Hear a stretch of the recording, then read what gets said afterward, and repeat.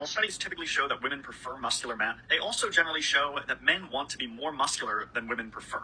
To put it in sexual selection terms, it could be that huge muscles are less about intersexual selection and more about intrasexual competition. A little bit more than 20 years ago, I took a psychology class where we were told that most academics, most scientists, great discoveries happen very early in their careers. If they have accomplished something notable or noteworthy, it's very likely they did that before they turned 40. And my psychology prof asked why. All sorts of possible reasons. The one that she offered, though, was that by 40, most of them had married. It was a strictly evolutionary biological explanation. So another possible reason that she didn't entertain, at least in this lecture, by 40, most of those same academics would have tenure. All of which is just my long-winded way of saying that I don't buy this explanation for why men get jacked. I don't believe that it is to compete with other men, to signal status with other men in some sort of competition,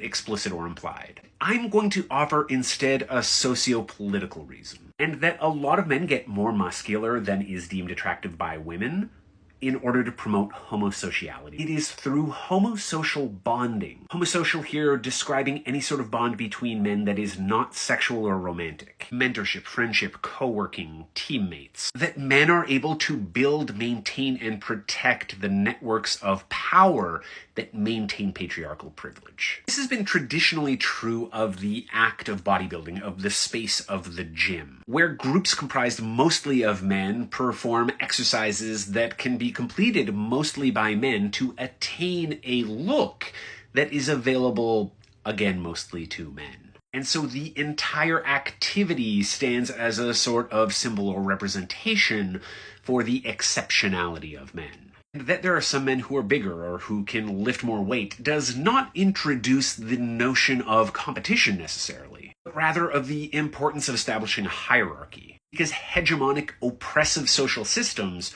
require hierarchy. And a hierarchical, vertically organized homosocial male order only reinforces the idea that there is a natural order in which we can slot men and then women. So men are not building muscles, excessive musculature in order to compete with other men, but rather for the benefit of other men, for the benefit of all men, because it increases our homosocial bond with one another, sense of belonging to an exceptional in-group, one where this accomplishment, our musculature, also reflects our privilege, our God-given right to lead and to have power. It is, as so many things are, about the patriarchy.